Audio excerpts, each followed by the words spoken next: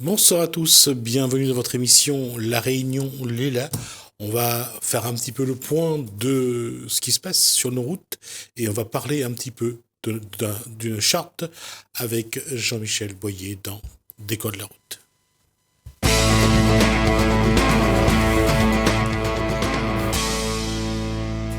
Bonsoir Jean-Michel Boyer. Bonsoir. Depuis la dernière fois, on a apporté quelque chose dans le changement de comportement des usagers de la route Oui, ou je pas? pense que, ouais, en fait, au fil du temps, ça va se mettre en place, mais c'est sûr, ça demande du temps, ça demande une prise de conscience. Donc, tout le monde se dit qu'on va changer, mais quand on ne sait pas, mais ça va changer. Vos postulants au permis de construire, au permis de conduire, Oui. on, quand ils vous parlent de ce que vous dites à la télé, ça Oui, les je aide ou pense que pas? si, ça les aide, c'est un compliment, c'est une autre façon de leur porter de la pédagogie. En fait, ce qu'on dit à la télé, c'est un peu pour tout le monde. Et après, ce qu'on fait pour eux, c'est une formation adaptée à ce qu'ils ont besoin. Mais là, c'est de la pédagogie globale, donc ça aide tout le monde, je pense. Je pense que La c'est... prise de conscience, c'est quelque chose qui est pas simple, surtout quand on est jeune. Parce que on en avait dit que la dernière fois, un jeune, quand il veut passer son permis, il a envie de sensation de C'est liberté. sûr. Non, mais c'est sûr que on évolue avec le temps et par étapes. Donc, jeune, on peut pas tout demander. Déjà, il va développer certains sens et après d'autres avec le temps. Mais je veux dire, au fil du temps, il faut qu'on arrive quand même à prendre conscience que tout à petit, les choses vont se mettre en place. Mais il faut, je pense, de la patience. Il faut surtout y croire déjà pour que ça arrive et ça va arriver avec le temps. Il faut changer le regard des gens sur ce qui est le transport automobile.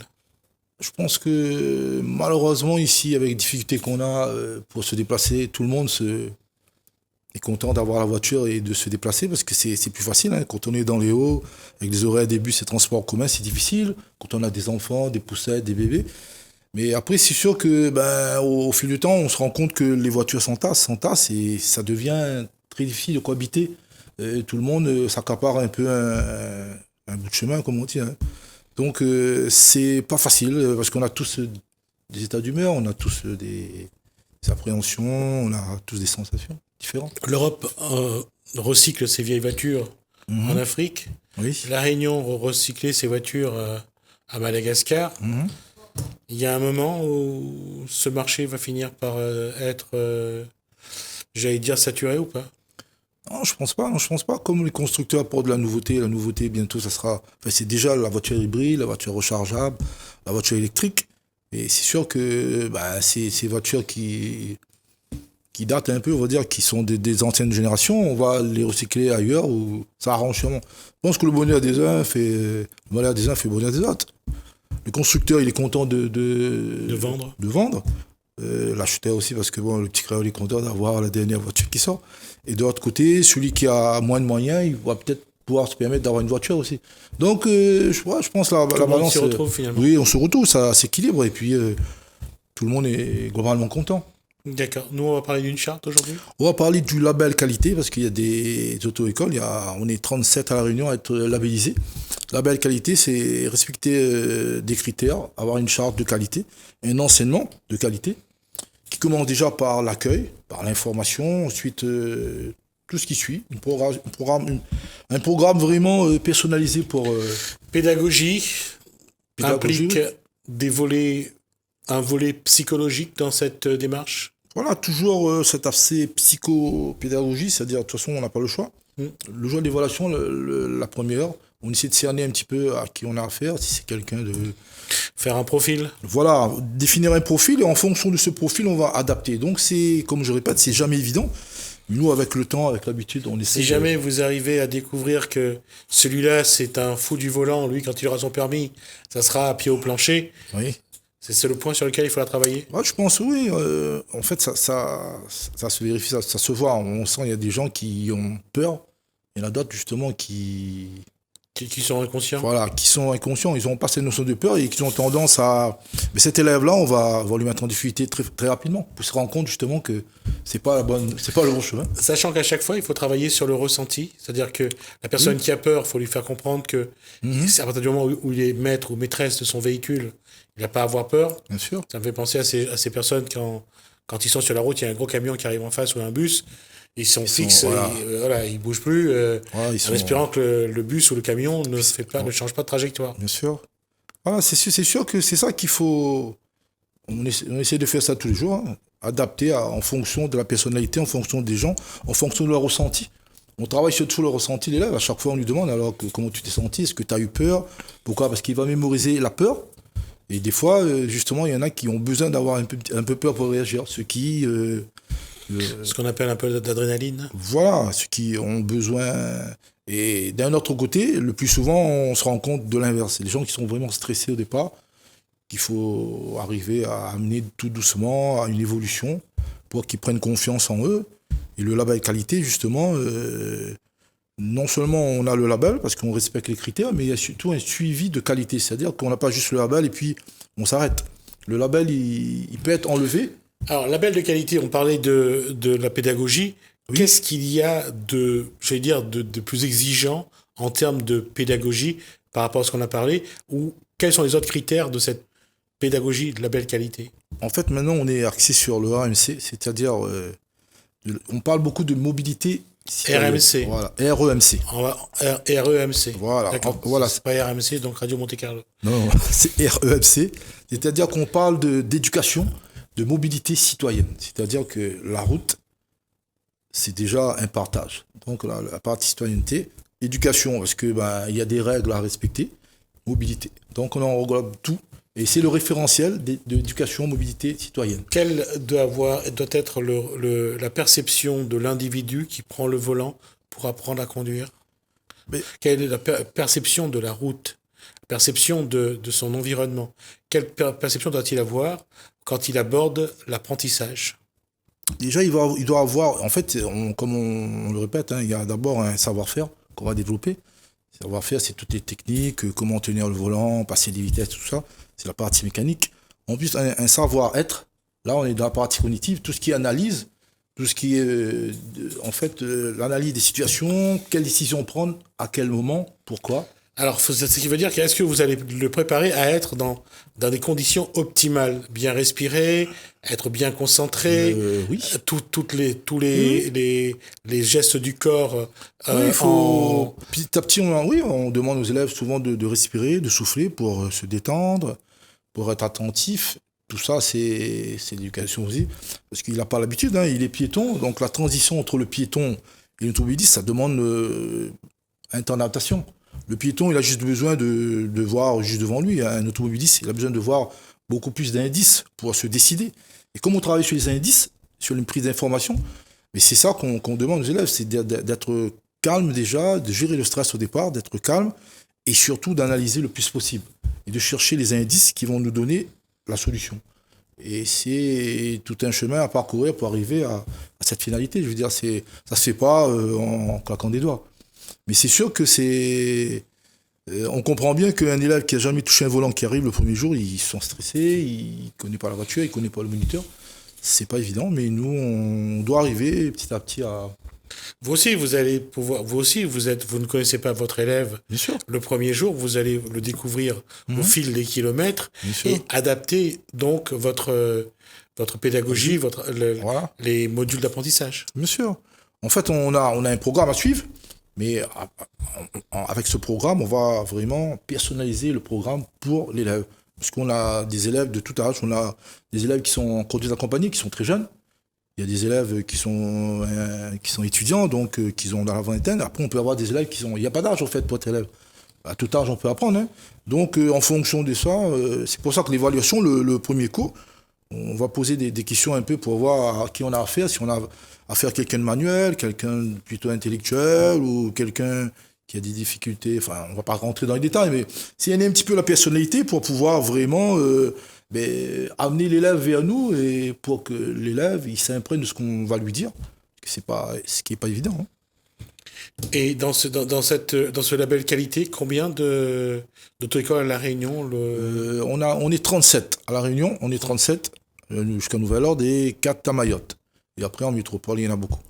On ne dit pas que, par contre, le message est clair, c'est pas les autres auto-écoles qui n'ont pas le label, ils ont quand même un travail. Mais le label qualité, c'est un gage de qualité. C'est vraiment, j'amène mon enfant à l'auto-école, il y a le logo label qualité, mais là je suis sûr que L'exigence voilà. Et dans la pédagogie. dans la pédagogie, dans la formation, les formateurs sont continuent à aller en formation, même si on est enseignant. Nous aussi, des fois, s'il y a des modules, le post-PMI qui va arriver, il y a pour le BSR, ça a changé, c'est 1 heure de plus. On est au courant aussi de ce qui se passe, de tous les nouveaux décrets, de tout ce qui sort, pour pouvoir déjà informer d'un côté l'élève qui arrive et s'adapter surtout à tout ce qui sort. Hein. Après, et ça passe aussi par les outils pédagogiques, les voitures qui sont en bon état, pour le code, tous les nouveaux DVD, plein de trucs. On essaie de mettre en place tout ce qu'il faut pour que l'élève se sente bien et qu'il arrive à devenir... Par rapport aux jeunes aujourd'hui, par rapport aux aspirants au permis de construire, de conduire, Oui. la question c'est, quand ils arrivent, donc, c'est de les placer dans les meilleures conditions pour apprendre. Mais on sait très bien que il faut aussi les stresser parce qu'il faut aussi qu'ils... Oui, bien sûr. On arrive à jongler les deux, c'est-à-dire il faut d'un côté les préparer pour ce qu'ils attendent, c'est-à-dire de temps en temps les mettre en condition de stress. Mais c'est sûr qu'au début, le premier jour, on va pas tout de suite les braquer parce que sinon ils vont peut-être se fermer ou avoir peur et puis revenir. Donc progressivement, il faut, c'est ça en fait, je sais pas comment on y arrive, hein, mais c'est pas un tour de magie, mais on y arrive plus ou moins à les guider à essayer de doser, à mettre ce qu'il faut quand il faut. Qu'importe le véhicule, je veux dire que ça peut être un hybride, ça peut être un électrique, ça peut être un... Maintenant, les voitures écoles, il y a des voitures automatiques, il y a des voitures hybrides. C'est un auto-école qui est des voitures hybrides, automatiques. On va pas citer d'auto-école parce qu'ils ont fait de la publicité, mais il y a une auto-école qui est une voiture électrique. On est dans ce que fait tout ce qui est moderne, tout ce qui est nouveauté. On essaie justement les auto-écoles justement essayent d'apporter ce genre de véhicules pour que les gens les découvrent et s'adaptent. Par rapport aux demandes des jeunes aujourd'hui, de ceux qui payent pour avoir leur permis, hormis le fait que de vouloir l'avoir très vite, bien sûr, pour pouvoir rouler, quelles sont les autres exigences qu'on peut voir de manière plus générale, des exigences qui reviennent souvent, soit dans le comportement, soit ils veulent un moniteur auto-école un peu plus pratique, un peu plus gentil, un peu moins coléreux, un peu moins nerveux. Bien sûr. Mais le plus souvent, en fait, c'est le temps. Ils veulent tous aller très vite, mais pas forcément bien. Après, je les comprends. Hein. Ils viennent, ils veulent avoir le permis. Mais nous, on leur demande déjà, mais pourquoi tu veux avoir le permis? C'est quoi ta motivation? C'est juste l'autonomie tu as besoin ou tu as besoin juste ta liberté ou qu'est-ce que ça représente pour toi? Il faut que ça ait un sens aussi. C'est vrai qu'il y a la liberté, l'autonomie, mais après aussi, il faut qu'il se rende compte qu'il va être tout seul après. La finalité, c'est former des conducteurs sûrs, c'est-à-dire qui se déplacent en toute sécurité et autonomes. Mais pour arriver à ça, il y a des chemins à prendre, il y a des choses à mettre en place. Donc, c'est pour ça. Quand on parle des 20 heures minimum obligatoires, c'est les 20 heures minimum obligatoires. C'est pas nécessairement valable pour tout le monde. D'ailleurs, en 20 heures, on aura du mal à bloquer tout le programme avec efficacité. On ne peut pas avoir seulement 20 heures apporter de la qualité à l'enseignement. Ça va être très compliqué. Aujourd'hui, quand ils sont dans la voiture avec leur moniteur, les jeunes parlent de leur appréhension, parlent aussi de... Si. On échange un peu, on échange un petit peu, on nous pose des questions qu'ils ont besoin de comprendre. Nous aussi, on leur pose des questions. Je sais pas, on essaie de savoir. Il y a un besoin de se connaître pour se faire confiance. Voilà, justement, au début, il y a une communication qui va s'installer, mais après, il y a la confiance qui va s'installer parce qu'on travaille ensemble, donc on est tout seul dans la voiture, donc que ce soit une fille, une dame, un monsieur, il faut qu'on installe cette confiance. D'ailleurs, je leur demande, tout simplement aux élèves, tu n'as pas trop le choix, tu es obligé de me faire confiance. Et moi, je te fais confiance. Et après, il y a une complicité qui va s'installer automatiquement et en fonction de ce qu'on va montrer l'élève, je pense qu'il va comprendre. De toute façon, il sait qu'il a besoin de nous. Et il y a un échange entre lui et moi, en fait. Je veux dire, et c'est comme ça qu'on va arriver à faire du bon travail. Sinon, chacun reste de son côté, c'est difficile. Qu'est-ce que Jean-Michel Brouillet attend de ce label de qualité? Est-ce que c'est une prise de conscience pour le moniteur ou c'est une prise de conscience pour le stagiaire? C'est une prise de conscience pour tout le monde, en fait. Autant déjà nous-mêmes, autant que enseignant de conduite, on se remet en question parce que des fois, Mais il y a des élèves, on essaye une méthode, on essaye une autre méthode, on se met un petit peu on se remet en question. On dit, bah, il faut absolument qu'on arrive à diriger cet élève, il faut l'amener où on veut. Mais sans le brusquer, sans crier, c'est pas toujours évident. Et le label qualité, c'est l'assurance d'avoir quand même un enseignement de qualité qui va perdurer, pas seulement avoir le label et se dire... Alors, pour que la qualité de l'enseignement d'abord s'élève et puis perdure, il faut d'abord que le formateur, lui, se remet en cause à chaque fois. Bien sûr. Il faut qu'il se remette en cause et, comme je dis, nous aussi, des fois, on a des formations qu'on peut assister parce que des fois, on fait l'élève aussi. Hein. C'est pas plus bas. Ça change un peu de faire l'élève aussi. Je veux dire, c'est bien de faire l'élève aussi, mais on se remet en question, on complète ce qu'on a, on essaie d'évoluer, on a des recherches, maintenant on a Internet, on a des décrets qui sortent, on a des lois qui sont modifiées. Tout ça nous oblige à nous remettre en question tout le temps. Et nous aussi, déjà, il faut qu'on maintienne ce niveau de capacité qu'on doit développer, qu'on doit mettre en pratique. Donc, je veux dire, déjà, la prise de conscience est globale. D'abord pour l'auto-école, et ça va s'étendre sur les élèves, les apprenants. C'est un ensemble. Et je reviens à ça parce que c'est quelque chose, on n'arrête pas d'essayer de trouver, parce que les simulateurs arrivent aussi. Oui, ils vont arriver en 2020 bientôt. Oui. Ouais, et les simulateurs arrivent et il va falloir... Alors, qu'est-ce qui va être intéressant de favoriser les simulateurs ou vaut mieux garder ce contact humain dans l'apprentissage parce qu'il y a ce côté, bien sûr, de relation, ce côté où le moniteur ou la monitrice essaye aussi d'être un petit peu le prof ou la prof. Oui, bien sûr. De donner le bon geste. Pour avoir déjà utilisé un simulateur, il y a quand même des choses qui sont un peu psychorigides. Oui, bien sûr. En fait, moi, je pars du principe qu'il faut le complément, il faut les deux. Je pense qu'au début, pour les élèves qui sont un peu stressés, le simulateur, ça va les détendre un petit peu. Mais après, il ne faut pas qu'ils restent dans cette vision que... Parce qu'il y en a, ils vont assimiler ça à un jeu. Voilà. À un jeu vidéo, pas à la réalité. Donc, ils ont besoin de temps en temps, peut-être pour le volant au départ, mais après, il faut les amener sur la route pour qu'ils prennent vraiment conscience. Parce que là, ils vont commencer au volant d'un simulateur où le danger n'existe pas. Il n'est pas réel. Et fictif. Est-ce que les gens qui ont mis ça en place sont conscients que les jeunes qui n'ont pas de notion de danger, bien sûr, on va les mettre à... C'est un peu comme les jeux avec un fusil, ils tirent sur tout ce qui bouge, parce qu'il n'y a pas de conséquences. Voilà, c'est ça que moi, ça me fait un petit peu peur, mais après, bon, ça va être obligatoire. Moi, je suis conscient de ça. Je pense que si on leur met, de toute façon, il y en a, ils vont prendre ça comme un jeu. Hein. Ils vont s'amuser. Ils vont pas s'imprégner ce qu'il y a. Mais celui-là, il faut le ramener rapidement sur la route. Il faut vite le sortir du jeu, surtout. Voilà, sortir du jeu, le mettre directement vraiment dans la réalité. Et là, il faut pas le bousculer, mais il faut le mettre un petit peu en difficulté pour qu'ils comprennent déjà. Oula, c'est pas pareil. On est vraiment dans la difficulté qui peut arriver à tout moment. Parce que sinon, c'est sûr que si on apprend un simulateur, on n'a pas trop de notion de danger, je veux dire. Pas seulement la notion de danger, parce que là, quand il est dans une voiture, il apprend à conduire une voiture, il est pas seul sur la route, il le voit et ça le stresse suffisamment pour que il en soit conscient. Voilà, moi je pense que ça, il a besoin d'un petit électrochoc, je veux dire. Dans un simulateur, il sera seul. Il sera seul, mais la notion de danger n'existe pas. Bien sûr. Et il va finir par, s'il fait que ça. Non, je pense on peut varier les deux aussi. On peut faire, par exemple, 1 heure simulateur, 1 heure sur la route. On peut jongler, en fait. Hein. On peut faire 3 heures simulateur. Après, bon, on va vraiment aller sur la route. Parce qu'il s'il reste 10 heures sur le simulateur, ben, il va... Pour lui, la route lui appartient et qu'il a besoin et qu'il peut faire tout ce qu'il veut. Déjà, je pense qu'a priori, déjà, quand ils arrivent, la route les appartient. Le simulateur va justement lui donner raison. Mais nous, on est là justement pour qu'il s'imprègne de cette réalité qu'il attend.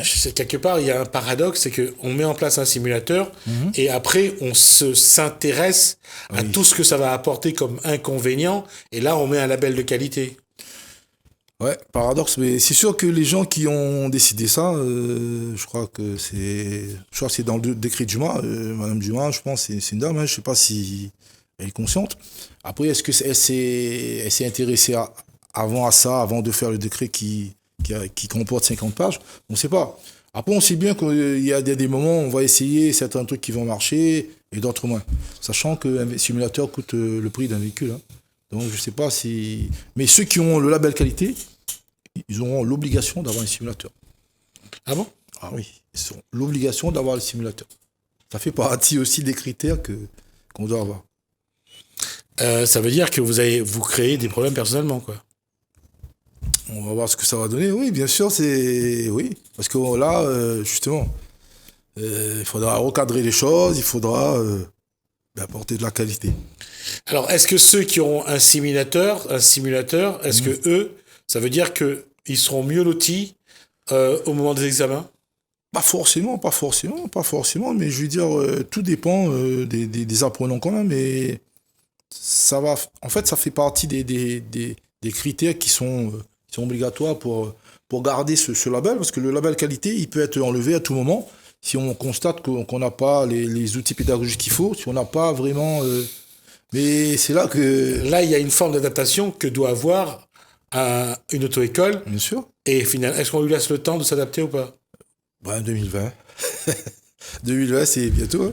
Oui, après, je pense qu'il y aura peut-être des aides pour acheter le simulateur, mais bon, ça coûte... C'est pas seulement l'achat des simulateurs, c'est de garantir un niveau de pédagogie, c'est de garantir un niveau de réussite aux examens.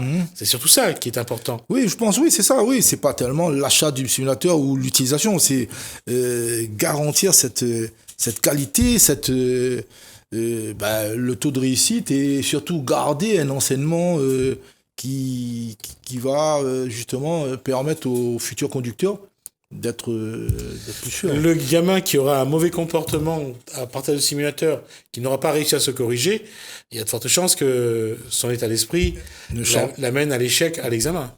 Peut-être, mais ça, c'est ce qu'on va peut-être constater, je pense. Mais après, on va partir quand même du principe que le simulateur, mais ça apporte quelque chose quand même, surtout pour ceux qui sont stressés vraiment au départ. Mais celui que on voit au simulateur, il n'est pas stressé du tout et que on a tendance à tomber dans l'autre côté.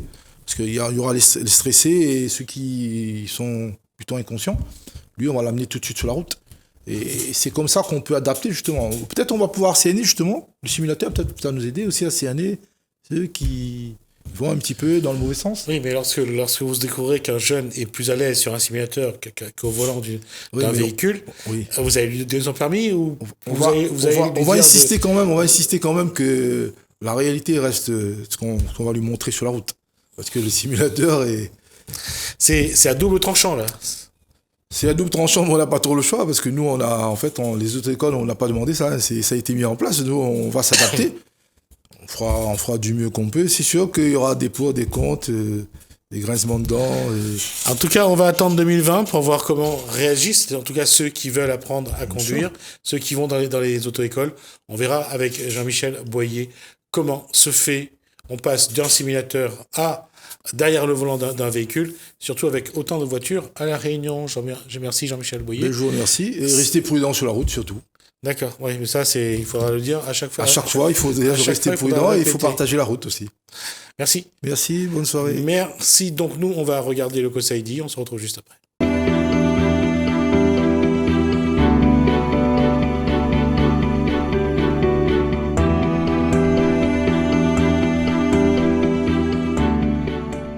Le tampon, vous êtes à la recherche d'un emploi, d'une formation ou une orientation. Le Pôle emploi, l'ADI et les différents partenaires vous invitent à Mardi Noulela, le 17 septembre à la Plaine des Cafres pour le métier de l'uniforme. Saint-Denis Gymnastique Volontaire 974 et ses partenaires organisent la journée sportive gratuite le 21 septembre de 9h à 18h au Parc de la Trinité. La Plaine des Palmistes, l'association locale HAP, vous convie à la 5e édition de la rencontre de l'artisanat pays les 28 et 29 septembre au Boulodrome de la Plaine des Palmistes. Saint-Benoît-la-Ville organise son atelier de généalogie le 28 septembre de 9h à 16h à la médiathèque Antoine-Louis-Roussin. Trois-Bassins, vous êtes conviés à la découverte des sports cyclistes, le vélo run, les 28 et 29 septembre de 8h à 15h. Salazie, vous êtes conviés au Détacali du 11 au 13 octobre à Elbourg. Le Tampon, vous êtes invité au Florilège du 11 au 20 octobre. Les possessions et l'OFEP Réunion organisent Sommet Grand Bois le 20 octobre de 5h à 15h30. Le tampon, vous êtes à la recherche d'un emploi, d'une formation ou une orientation? Le Pôle emploi, l'ADI et les différents partenaires vous invitent à mardi Noulela le 22 octobre à Araucarias. Étincelé Odyssée organise sa deuxième édition de la course Odyssée Réunion les 9 et 10 novembre dans la forêt de l'Étincelé. Saint-André, préparez-vous pour une nouvelle course de dengue. Le Tropica Dengue vous attend les 23 et 24 novembre au parc du Colosse. Fin des inscriptions le 27 octobre. Saint-Benoît-la-Ville organise son atelier de généalogie le 30 novembre de 9h à 16h à la médiathèque Antoine Roussin. Saint-Paul, vous êtes conviés pour la 25e édition à la Méga-Avalanche les 30 novembre et 1er décembre. Saint-Denis, vous êtes conviés à la 7e édition Salon de la culture et de l'identité rayonnaise du 6 au 11 décembre au parc des expositions de Saint-Denis.